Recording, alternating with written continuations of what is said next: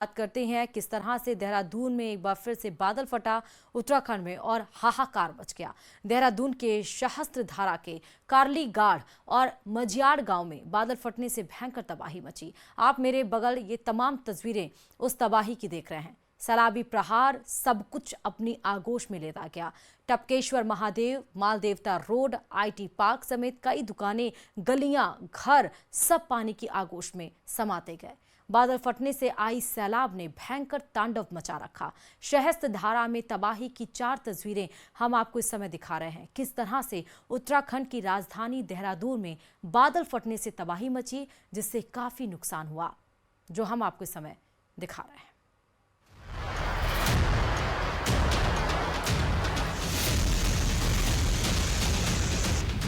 पहाड़ से मैदान तक मौसम का रिवर्स गियर।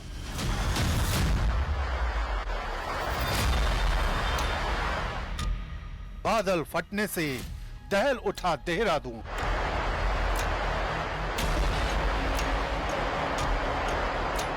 लहरों का प्रचंड प्रहार, देहरादून में हाहाकार। ये तस्वीरें सहस्त्रधारा की हैं, जहां सोमवार रात बादलों के फटने के बाद सब कुछ मलबे में तब्दील हो गया। कभी सैलानियों से गुलजार रहने वाले होटल और रिसोर्ट तबाह हो चुके हैं। पानी का बहाव इतना तेज था कि कई गाड़ियां और ढांचे देखते ही देखते बह गए। SDRF और NDRF की टीमें लगातार रेस्क्यू में जुटी हैं। बादल फटने की विनाश लीला सितंबर की बारिश में पहाड़ों की नाजुक तस्वीर को फिर से सामने ले आई है। कल रात्रि को जो तेज बारिश हुई है, उससे हमारे यहाँ की सभी नदियाँ उफान पर हैं और कई जगह बादल फटा है। करीब 25-30 स्थानों पर सड़क पूरी तरह से बह गई है। तबाही की ये तस्वीर लोगों के दिलों में दहशत भर देती है। सहस्त्रधारा मंदिर परिसर तक पानी और मलबा घुस आया। कई छोटे ढांचे बह गए। स्थानीय लोगों के मुताबिक ऐसा मंजर उन्होंने पहले कभी नहीं देखा। फिलहाल इलाके को खाली करा लिया गया है। प्रशासन का कहना है कि असली नुकसान का आकलन मौसम साफ होने के बाद किया जा सकेगा। मौसम विज्ञान केंद्र ने अगले 24 घंटे तक भारी बारिश की चेतावनी दी है। इस बीच प्रशासन ने स्कूल और आंगनवाड़ी केंद्रों में छुट्टी का ऐलान कर दिया है, ताकि किसी अनहोनी से बचा जा सके। न्यूज़ 18 यहाँ पर पैदल पहुंचा है और इस क्षेत्र में तबाही का क्या आलम है वो आप कैमरे की नज़र से देखिए। सहस्त्रधारा का इलाका टूरिस्ट स्पॉट के रूप में जाना जाता था। बड़ी संख्या में टूरिस्ट यहाँ पर पहुँचे थे कल रात भी जब ये घटना हुई। आप ये देखिए कि किस तरह से यहाँ पर नुकसान पहुँचा है। आप पूरा अगर मैं आपको फोकस करके दिखाना चाहूँ तो आप देखिए कि कई होटल यहाँ पर पूरी तरह से बर्बाद हो चुके हैं, तबाह हो चुके हैं। ये नदी, ये बांदल नदी है जो अपने उफान पर है बादल फटने के बाद, और इसने अपने किनारे बसे जितने भी होटल मकान थे सबको तबाह कर दिया।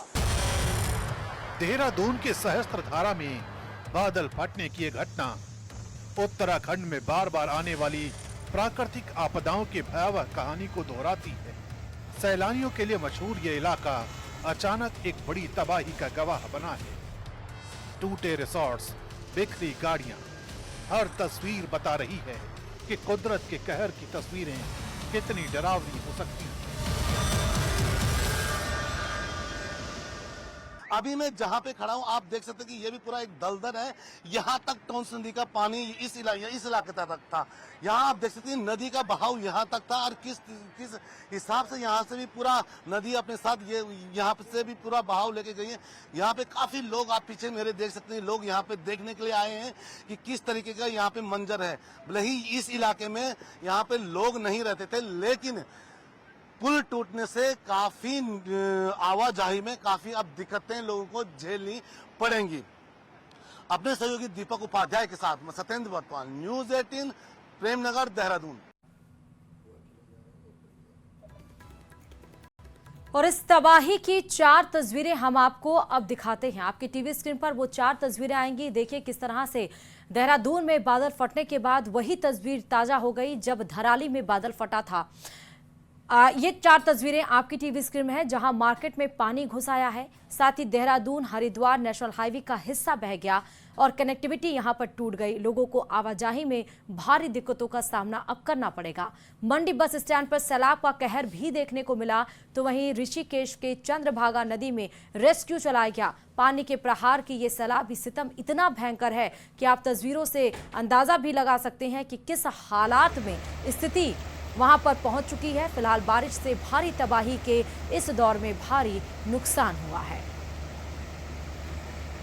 हमारा इलाके में भारी बारिश और बादल फटने से तबाही मची है। मैं अभी सहस्त्रधारा के उस इलाके में हूँ। ये मजियाड़ गांव इसको कहते हैं। इसके सामने बादल नदी है, जिसके एक और मजियाड़ गांव है तो दूसरी ओर काली घाट है। दोनों जगह व्यापक पैमाने पर तबाही हुई है।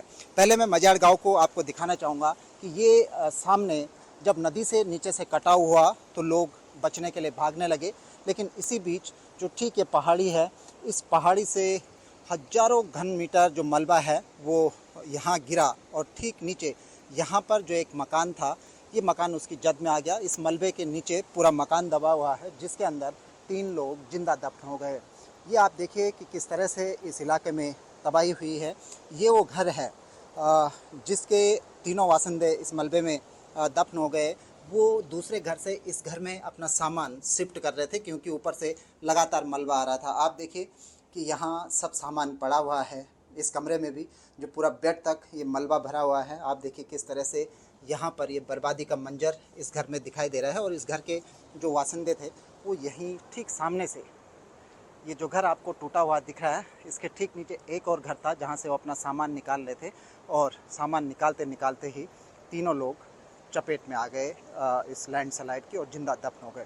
यहाँ पर एनडीआरएफ के जवान हैं जो सर्च ऑपरेशन चला रहे हैं, लेकिन अभी तक कोई सफलता नहीं मिल पाई, क्योंकि लूज़ मलबा दलदल बहुत ज़्यादा है। ठीक दूसरी ओर आप देखेंगे तो ये काली घाट है। काली घाट में इस पूरे एरिया में बड़ी संख्या में रिजॉर्ट थे।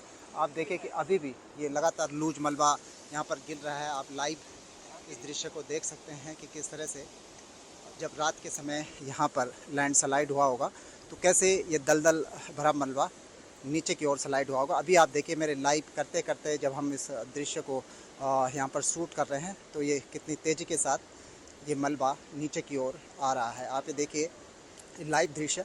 तो सुबह जब यहाँ पर ये पूरा का पूरा एक घटनाक्रम हुआ तो आप इससे अंदाज़ा लगा सकते हैं कि जब ये पूरा का पूरा पहाड़ टूट कर भरभरा कर नीचे गिरा होगा तो यहाँ जो मकान था, जिसका अब नामो निशान भी नहीं बचा है, वो पूरा का पूरा मकान इसमें दब गया और इसके अंदर 3 लोग जिंदा दफन हो गए। ये देखिए अभी भी इस पूरे पहाड़ का दरकने का सिलसिला जारी है। और देखिए कि कितना खतरनाक ये मंजर है कि इसके ठीक जब आप इस ओर मुड़ते हैं तो ये बांदल नदी है। बांदल नदी के दूसरी ओर भी गांव था और बांदल नदी और इस गांव के बीच यहाँ पर एक पुल था, वैली ब्रिज था, जो वैली ब्रिज भी पूरी तरह से ध्वस्त हो चुका है। तो सहस्त्रधारा की इस तबाही में रोड इंफ्रास्ट्रक्चर बुरी तरह से ध्वस्त हुआ है। जो लोगों की अपनी संपत्तियां थी, जो होटल थे, रिसोर्ट थे, घर थे, वो बड़े पैमाने पर तबाह हुए हैं। खासकर जो नदी के किनारे थे वो पूरे के पूरे तबाह हुए हैं। किसी की नींव कटकर चल गई तो किसी का पूरा होटल तबाह हो चुका है। तो एक बड़ा लॉस मानसून के जाते जाते भी उत्तराखंड को उठाना पड़ा है। देहरादून से न्यूज़ 18 के लिए सुनील नौप्रभात। देखिए हमारी टीम को सूचना रात को मिली थी 12-1 बजे के आसपास। उसके बाद हमारी टीम यहाँ पे पहुँच गई थी अर्ली मॉर्निंग में। और यहाँ पर जब पहुँची है तो काफ़ी रास्ता आपने देखा होगा, आप लोग भी यहाँ तक पहुँचे हैं तो काफ़ी परेशानियों का सामना करके यहाँ पे पहुँचे हैं। और यहाँ पर ये सूचना मिली है कि 3 व्यक्ति जो है यहाँ पर मलबे में दब गए हैं, जो कि अपने घर का सामान बाहर निकाल रहे थे। तो अभी उन्हीं की खोजबीन जारी है। उसी को जो है हमारी सर्च टीम द्वारा जो है यहाँ पर सर्च किया जा रहा है। हिमाचल प्रदेश में एक बार फिर मौसम ने करवट ली है। शिमला से लेकर मंडी और कांगड़ा तक बारिश और भूस्खलन ने कोहराम मचा रखा है। कहीं मकान मलबे में दब गए हैं तो कहीं बसें और गाड़ियां पानी के तेज बहाव में बह गई है। पहाड़ों पर आफत के इन मंजर ने लोगों को डरा दिया है। देखिए रिपोर्ट।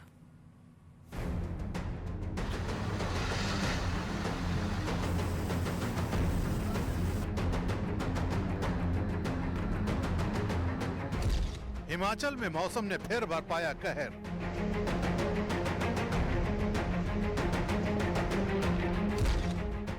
मंडी से लेकर शिमला और कांगड़ा तक आफत का मंजर।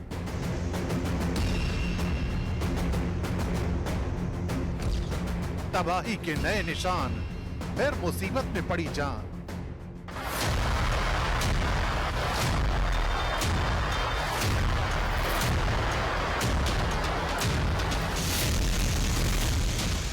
मंडी जिले का धर्मपुर इलाका आपदा का नया एपिसेंटर बना है। देर रात भारी बारिश से धर्मपुर बस स्टैंड सैलाब में समा गया।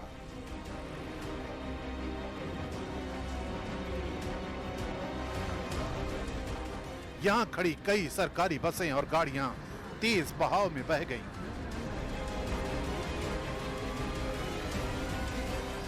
बाजारों और घरों में मलबा घुस गया। कई लोग लापता बताए जा रहे हैं। यहां सोनखड्ड उफान पर है और एक पुल बह चुका है। डिप्टी सीएम मुकेश अग्निहोत्री भी हालात पर नजर रखे हुए हैं। राहत और बचाव कार्य युद्ध स्तर पर जारी है, लेकिन आसमान से बरसती आफत और जमीन पर फैला मलबा इस बात की गवाही दे रहा है कि मंडी के लिए दहाड़ मारते बादल लगातार चुनौती का सबब बने हुए हैं।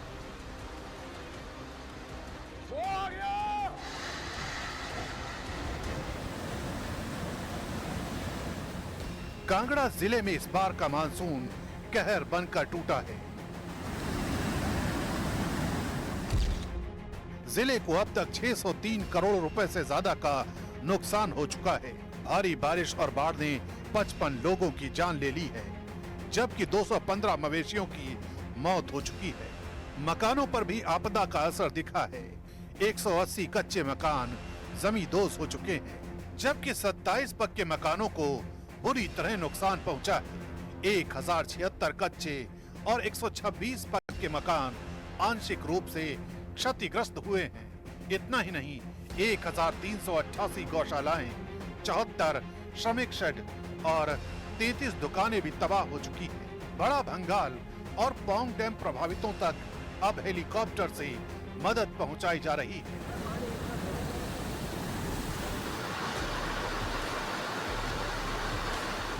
उधर राजधानी शिमला में भी हालात गंभीर हैं।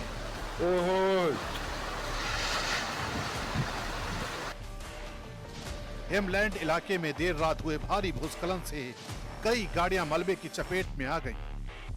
सड़कें बंद हो गईं और वाहनों की आवाजाही पूरी तरह ठप हो गई। तेज बारिश से जगह जगह पेड़ गिरे और बिजली व्यवस्था ठप हो गई।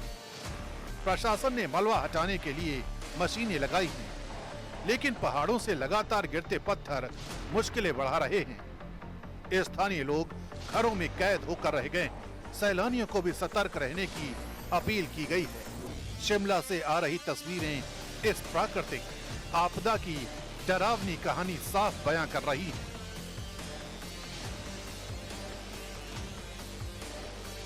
और चलिए अब बात टोंक से बड़ी खबर की करते हैं। ट्रक की टक्कर से बिजली का पोल गिर गया है। पोल की चपेट में 2 स्कूली छात्रा भी आई हैं। हादसे में दोनों छात्रा गंभीर रूप से घायल हो गईं। घायल छात्राओं को अस्पताल में भर्ती कराया गया है। बड़ी खबर, ट्रक की टक्कर से बिजली का पोल गिरा है। यहाँ हम आपको तस्वीर दिखा रहे हैं। देखिए जहाँ पर बिजली का पोल गिरा है ट्रक की टक्कर के बाद से, और यहाँ पर इस रास्ते से 2 छात्राएं गुजर रही थी और दोनों छात्राएं इसकी चपेट में आ गई, जहाँ गंभीर रूप से वो घायल हो गई। हालांकि फौरन स्थानीय लोगों की मदद से उन्हें अस्पताल में भर्ती करा दिया गया, लेकिन इस घटना के बाद से देखिए वहां पर कितनी लोगों की भीड़ वहां पर जमा हो गई है। अब बात बिहार की करते हैं।